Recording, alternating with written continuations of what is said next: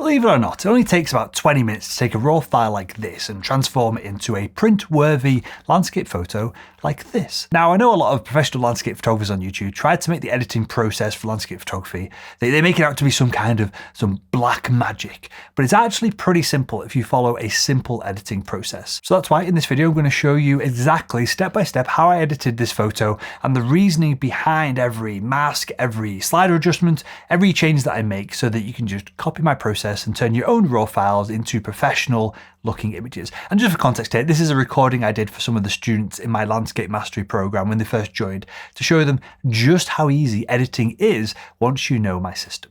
Okay, so let's edit this photo. Now, obviously I was there on the day, so I've got a feeling about this image you might not have, but this was the light here was actually quite epic. It doesn't look it in the image, but that's what we're going to try and bring out here. And it was crazy windy, and again, you can't really tell from this scene, or you can't really tell from just the raw file here, but there's quite a lot going on. So the first thing I'm going to do is I'm going to add just a quick adjustment layer here to increase the brightness. So I'm going to increase the brightness just so I can see what the heck is going on, basically. I'm going to remove this adjustment layer once I crop the image. But the first thing I'm going to do is I'm going to crop it. Now, the original aspect ratio here, there's either too much foreground, too much sky, or too much just stuff. I mean, that crop could work, but I'm not. You've got this on the side here that's very bright. These buildings aren't very interesting. You've got a bit of a leading line. You've got lines rolling in here, which pulls into the leading line. But this is what I want to capture. This is what I want to show off. So let's get rid of that. So I think and this is what I should have done in the field, but I didn't do. I think a panoramic crop here is what we're after. Something more like this. I'm just going to move it around. And so that's the kind of crop I want. Now, the issue we've got is these buildings at the bottom, this little bit of a tree that's getting cut off, even maybe this bit of hill on the side there. But that's approximately where I want to be, because I want this leading line of the road towards somewhat of the center of the frame. Obviously, you've got to bounce it out with this water here. So I'd say that's not far off. So if I'm going to fly through and edit here, that's what we're going to start with. So we're going to, as I said, we're going to delete this layer. So this is what it actually looks like as it comes into camera raw. So as always, we're going to look at the contrast in the scene. I think the overall exposure can just come up. And as we do that, we've now got visibility at the bottom of the frame here, but the sky and the background's probably too light. So I'm going to pull back the highlights. Pull that back. And now we've got a somewhat balanced image. And as I do that, hopefully you can see there's a beam of light here. There's a shaft of light here. Maybe one there. Maybe we could invent one on this side just to balance it out. But now we're starting to look a lot more like in the epic scene that it was. So I'm going to do a few bits of cleanup. Again, whether you choose to do this or not is completely up to you. But I'm just going to get rid of this tree. Rid of that. I'm going to see if we can get rid of these houses. And if it puts a little bit of road in there for us, perfect. If it messes up this bottom corner, then we might have to crop it just a bit narrower. So it's done decent. So it's added a bit of road there, but it's just seeing the road above it and followed it along. I think that now is a much cleaner image and a really good starting point. Now, this grass here is too bright. We want the view to start on this side of the frame, so we'll tackle that because we'll probably put a vignette on this. As we do with all the images, we probably put a vignette on this. We shouldn't put a vignette on all images, but grand landscapes like this where we try to direct the eye towards the centre of the frame, it's not an unreasonable thing to do. So that is that. What do we want to do next? We probably want to, if we look at the histogram here, get the black point right. So I'm going to go to my curve. I'm just going to pull this down, and this is making the darker part, or the darker part's dark. And I don't want to clip. I still want black to be, the darks to be a colour rather than black. We can also look, should we pull this up? And now we've just expanded our histogram a decent amount there, which is just subtly adding contrast, but adding contrast to the right places. So the dark bits get darker and the light bits get lighter, but across the scene. Now, we could probably add a bit of a curve here because I want this all to be dark and I want the light bits to be light because the sun is falling down on them. So again, just a subtle curve there. This part of the frame might be a little bit dark, so locally we'll look at that in a second. But this part of the frame now is looking a lot better. So now we're going to look at local adjustments. So I'm going to select a radial gradient, and this is a bit hit or miss doing what I'm just about to do. But these beams of light, I want to bring them out. So I go to Effects and I add Clarity. Not always, but sometimes. You can see it subtly there. These beams of light start to appear. And what this is also doing as I do this, we only want to do it subtly. We don't want to dehaze it, because you can see the beams of light there. One there, a wider one here, maybe a little bit one of there. You don't want to dehaze it because you want the depth, right? We want the atmospheric haze. But a little bit of clarity also here, just in the right part of the frame, is going to add edge detail to the center of the frame. And so if there's more edge detail at the center than at the sides, we're going to again get drawn to the center. And I think it's doing a decent job of highlighting these light beams. What I'm going to do now is to really emphasize these light beams. I'm going to select a brush, similar width to them. I'm going to click at the top of the light beam. I'm going to hold Shift and then click again, and it creates a straight line from first click to second click. Similarly, this light beam is wider. So I'm going to go click, hold Shift, and then click. I'm going to do the same up here. Now we're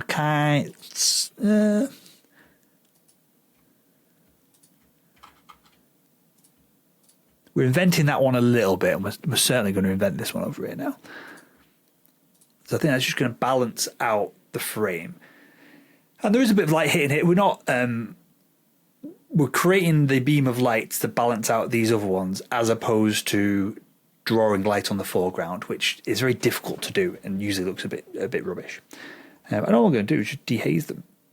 Now, if you go full blast, obviously it looks stupid, but just a subtle bit of dehaze there, just so they become more obvious. Let's pull out, take another look at that. Now they're all the same kind of width, so that go to the same brush. I'm going to make this one just a bit wider, which it was wider. I was just lazy with my brush size. Just pull it back slightly, but that's now given us that effect of the light hitting the foreground, which it was hitting the foreground, which just emphasizing. Now this one on this side, it needs to be more of an angle. So I'm going to go to my mask, and I'm going to subtract. I'll just do a radial gradient so we can make it easy. So I've subtracted that area of the light beams coming down. Now, do we need it? I think we do need something there, to be honest. So I'm going to just do a new brush. It'll keep the same settings as last time. Select up here, Shift down here, and again, add a bit of dehaze just to bounce out that side of the frame, just so there's a bit of something there. Fine, I think we're looking all right now. Now, obviously, this side, excuse me, the frame is way too dark. So I'm going to do a radial gradient around here and just increase it slightly. We're going to add a vignette and a few other things in a minute. So if I bounce it out now, it will then not be so dark when I add the vignette, which is obviously would double down on the dark patch that's already there. So now I think my eye gets drawn through down this road. We've got these beams of light. Now let's take a look at the sky. Because it was actually it's difficult to tell in the raw file here, but it was actually quite dark and stormy. So what everyone does is just crank down the exposure and you get a nice dark sky, but to me it looks a bit hard and crunchy. So I like to use a curve, and you get a bit more granularity with it then. You can even pull up the light bits just to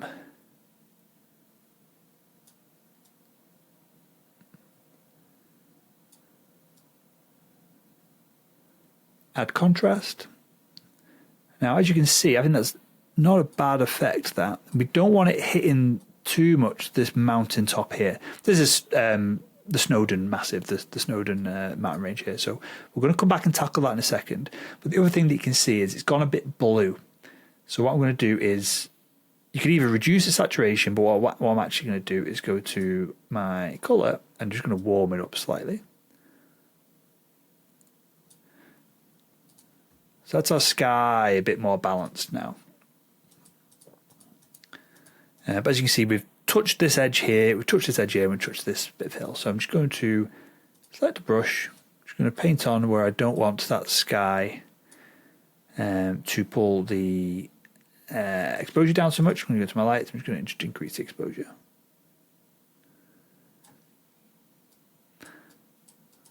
I'm doing this relatively quickly, but again, just take the edge off things. And again, that's looking all right. I'm still concerned about this central bit being too dark. So I'm just going to increase the exposure of that, add a bit more detail, because this section here should not be too different to that part of the frame. They're really fine. Okay, so we're not too far off there. So now we've got to make a decision on colour temperature. Could have done this earlier, but we're doing it now. I think it was a bit warmer on the day. So you can see immediately now that looks more real because there's light in the sky, right? And so if there's light, there's probably going to be some, at least a little bit of warmth there. Now this bit of cloud here is standing out. So I'm just going to do a radial gradient around that. I'm just going to increase the exposure just to balance it out. I think there's still like a layer of texture in the sky here that we can pull from, especially on this side. So just pull the exposure down, just adding a bit more contrast up there. Cool, so it's quite noisy, so this is definitely, because we've done such a heavy crop here, it's definitely an image that we could denoise using Lightroom on the way in, which I didn't do, or fire it out to one of the many denoising tools. And now let's take a look at overall colour. So it needs way more saturation or vibrance. I think vibrance, then we need to pull it back down here because it's too strong in this patch of grass. So I'm going to I did a global adjustment. I'm now going to just pull saturation back down here just so it's not because it's kind of a rugged scene and there's a field with sheep, right? So when we vignette this in a second, we want to kind of remove that as a distraction. And then I want to just play with the road a little bit. There's probably value in a brush similar width to the road. Just brush it in.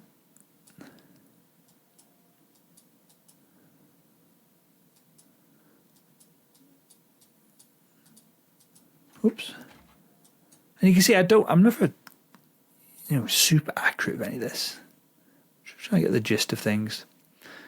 And then maybe we should increase the actual exposure of that. Just so, and we're just trickling it up. As you know from watching a bunch of training now, we're just trying to subtly improve things as opposed to kind of absolutely blitz it. I think that probably add some kind of detail, just the bottom part of the image down here. Just a little bit of texture. If we had too much, it looks a bit odd and the greens start to get weird. Fine, so this is why you got to keep an eye on the overall image. Now the whole thing looks a bit green. So vibrant saturation, color temperature, just add a bit of magenta in just to pull back down the greens there. At some point inadvertently I've increased the greens there because this should be shadow as opposed to like green, really bright green.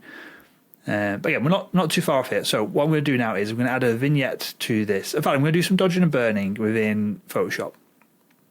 So you can absolutely do this within Lightroom. I just do it in Photoshop. I've just got used to doing it very quickly. I'm going to do a selection here. And the whites are the elements of the scene that have been selected here, and I'm just trying to get the lighter bits so I can paint onto them. So I now create a dodge and burn layer.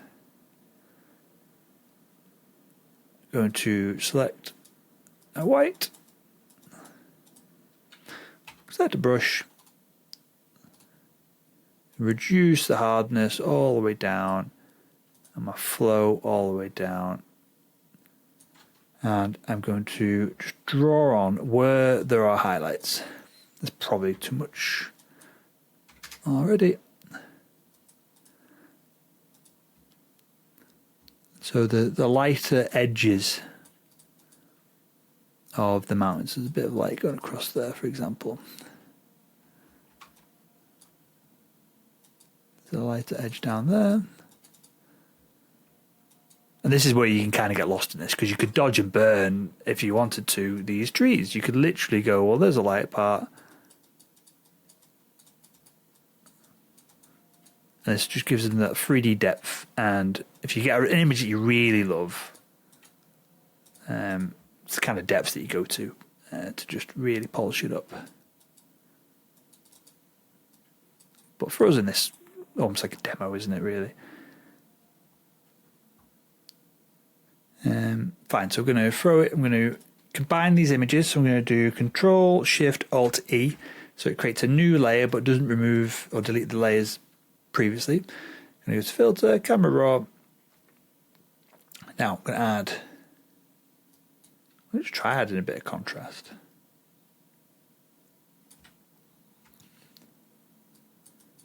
Just a bit further contrast. So the top of the image now looks a bit brown. So I'm going to do a linear gradient down here. And it can also be, because we've got so moody with the bottom of this now, we can really pull back the shadows and the contrast up there, I think. Can we do it that way?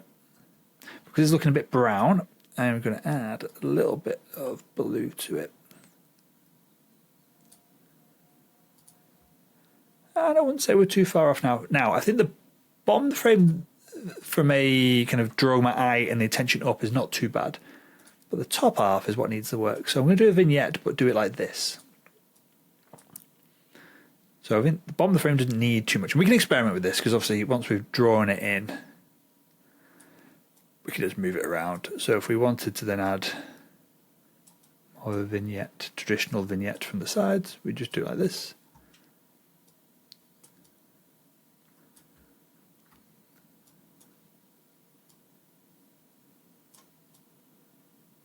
I think we need more brightness in that area there, I think. My eye still kind of is distracting, even though it was relatively dark. There we go. What else? This is a bit darker than this side. So we just had a linear gradient down here. Just pull that right back.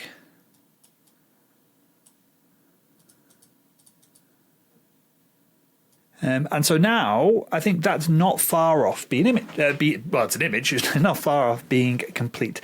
So now we want to look at sharpening this, adding some detail back. Now, as I mentioned, there is quite a lot of noise in here because it's an extreme crop. I should have really denoised this on the way in to throw it into Photoshop in the first place. As I say that, I'm just going to see a bit more. We've got a bit more leeway for vibrance there, I think. And again, so this is just tweaking, pulling one way or another. Take a little bit of colour out of that. Oh, that's where we were. I'm going to brighten this area up here. Again, just ever so slightly. As if the light's coming down here and hitting it. This area of the sky looks a bit brown for some reason compared to the rest of it. So again, I'm going to cool it off slightly. I still think there's room to make this part of the sky a bit more gnarly. So I'm just going to decrease the exposure over there. Increase the highlights at the same time to add more contrast. Fine.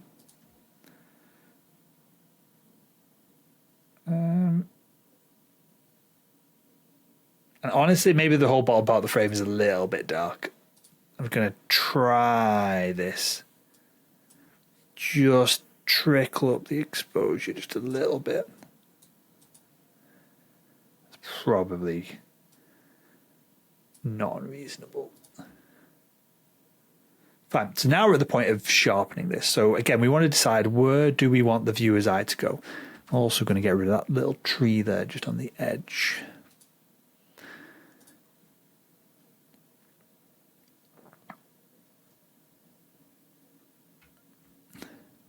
Right, so I'm going to certainly sharpen this central patch because this is where the viewer's eye is leading, and I'm going to look at, maybe no, we'll ignore that bit on the side. The central patch here, certainly where the viewer's eye is leading, I just add a bit of texture to it. Nope, maybe a bit of clarity. Fine, texture is what it is then. And because we're kind of getting a bit noisy now, it's only subtle, the effect that we're going for. And similarly, even though we added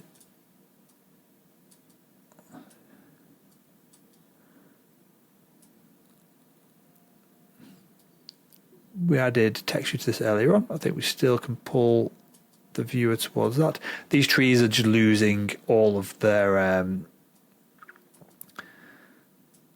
the texture within the trees. They're all becoming a bit mushy, so we're getting a bit of clarity there. Again, you don't want to go too far because I don't want the eye to go and get stuck on these trees. I just want them to be, sharp for sharpness' sake. Now we're at the point where we would start faffing and changing things around that may or may not improve the overall image. Okay, so here's a quick before and after so that you can see the results of this editing, and hopefully you can see now just how easy it is to get professional level results when you have a simple process to follow.